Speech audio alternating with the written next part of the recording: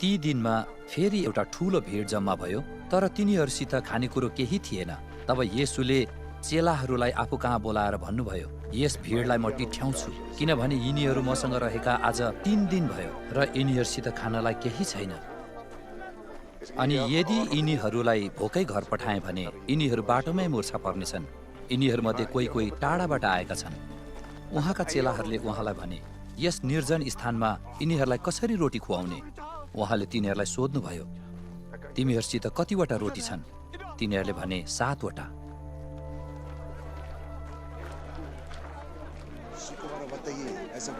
उहाँले भिडलाई भुइँमा बस्ने हुकुम दिनु भएर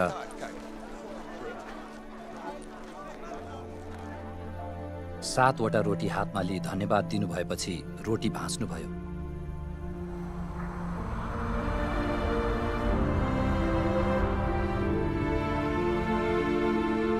र मानिसहरूका अघि राख्न भनी चेलाहरूलाई दिनुभयो र तिनीहरूले मानिसहरूका अगाडि राखिदिए। तिनीहरूसित केही ससाना माछाहरू पनि थिए र उहाँले आशीर्वाद दिएर ती पनि तिनीहरूका अगाडि राख्न लाउनुभयो।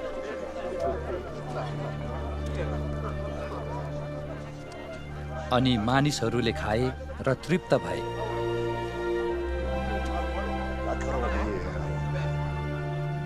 अनि उब्रेका टुक्राहरू तिनीहरूले 7 डालाभरि उठाए।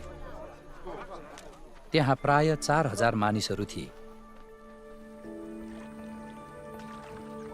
उहाँले तिनीहरूलाई बिदा गरी पठाउनुभयो अनि उहाँ चाहिँ आफ्ना चेलाहरूसँग तुरुन्तै डुङ्गामा चढेर दलमनुथाको क्षेत्रमा जानुभयो। फरिसीहरू उहाँ कहाँ आएर उहाँसँग बहस गर्न लागे र उहाँलाई परीक्षा गर्नलाई स्वर्गबाट एउटा चिन्ह मागे। आफ्नो आत्मामा लामो सास लिएर उहाँले भन्नुभयो, यस पुस्ताले किन चिन्ह खोज्छ?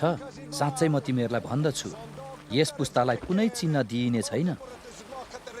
अनि तिनीहरूलाई छोडी उहाँ फेरि डुङ्गामा चढेर पारिपट्टि जानुभयो।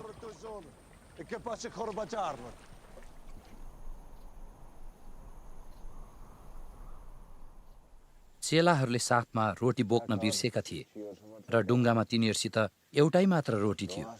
येशूले चेलाहरूलाई यसो भनेर चेतावनी दिनुभयो, तिमीहरू फरिसीहरूको खमीर र हेरोदको खमीरदेखि सतर्क रहो। तर तिनीहरूका साथमा रोटी नभएकोले येशूले यसो भन्नुभएको हो भनी तिनीहरूले आपसमा बहस गर्न लागे। येशूले यो थाहा पाएर तिनीहरूलाई भन्नुभयो, तिमीहरूसित रोटी छैन भनी किन तिमीहरू बहस गर्दछौ?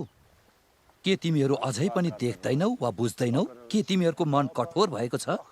आँखा भए तापनि के तिमीहरू देख्दैनौ? कान भए तापनि के तिमीहरू सुन्दैनौ? के तिमीहरूलाई याद छैन जब मैले 5 वटा रोटी ती 5000 का बीचमा भाँचेथे, तब कति डालाभरि टुक्रा टाक्रीहरू तिमीहरूले उठाएका थियौ? तिनीहरूले जवाफ दिए, 12। अनि जब ती 7 वटा रोटी 4000 का बीचमा भाँचेको थिएँ, तब कति डालाभरि टुक्रा टाक्री तिमीहरूले उठाएका थियौ? तिनीहरूले उहाँलाई भने, 7। उहाँले तिनीहरूलाई भन्नुभयो, तब के तिमीहरू अझै बुझ्दैनौ?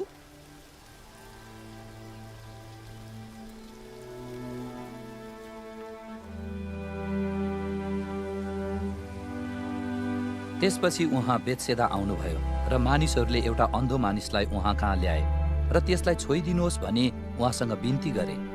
उहाँले त्यस अन्धो मानिसको हात समातेर त्यसलाई गाउँबाट बाहिर ल्याउनुभयो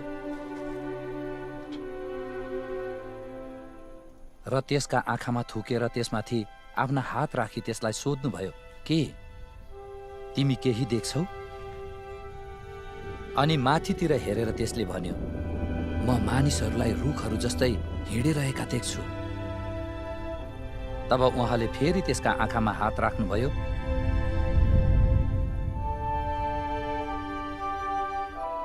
र त्यसले एक टक लाएर हेर्यो। त्यसले आफ्नो दृष्टि प्राप्त गर्यो र सबै थोक छर्लङ्ग देख्न लाग्यो। तब उहाँले त्यसलाई गाउँतिर नपस्ने हुकुम गरी त्यसको घरमा पठाउनुभयो।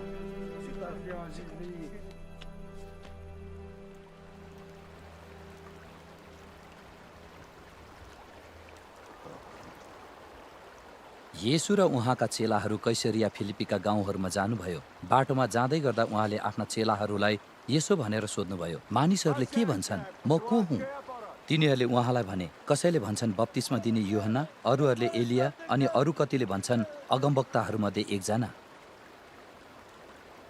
तब उहाँले तिनीहरूलाई सोध्नुभयो, तर तिमीहरू चाहिँ के भन्छौ, म को हुँ? पत्रुसले उत्तर दिएर उहाँलाई भने, तपाईँ ख्रिस्ट हुनुहुन्छ। उहाँले तिनीहरूलाई उहाँको विषयमा कसैलाई केही नभन्नु भनी आज्ञा दिनुभयो।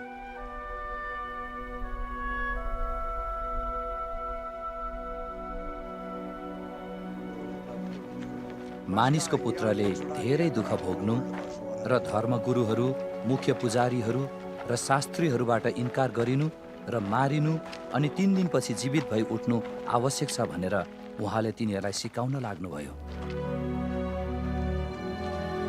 यसरी उहाँले यो कुरा प्रष्टै भन्नुभयो। तर यो सुनेर पत्रुसले उहाँलाई एकातिर लगेर हकार्न लागे।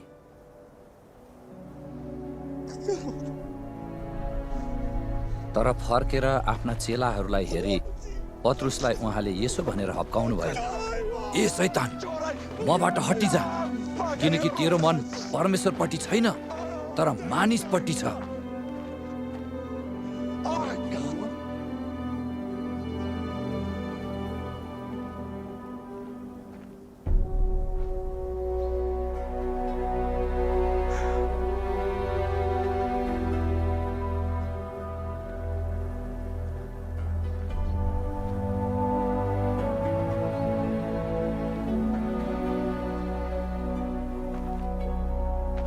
तब उहाँले आफ्ना चेलाहरूका साथमा भिडलाई आफू कहाँ बोलाएर तिनीहरूलाई भन्नुभयो, कोही मानिस म पछि लाग्ने इच्छा गर्दछ भने त्यसले आफूलाई इन्कार गरोस् र आफ्नो क्रुस उठाएर मेरो पछि लागोस्।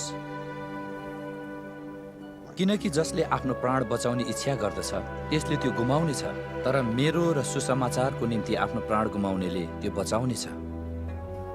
किनभने मानिसले सारा जगत हात पारेर आफ्नो प्राण गुमायो भने त्यसलाई के फाइदा हुन्छ? अथवा मानिसले आफ्नो प्राणको सट्टा के दिन सक्छ? अनि यस व्यभिचारी र पापी पुस्तामा जो मदेखि र मेरो वचनदेखि शर्माउँछ, मानिसको पुत्र पनि आफ्ना पिताको महिमामा पवित्र दूतहरूसँग आउँदा त्यसदेखि शर्माउनेछ।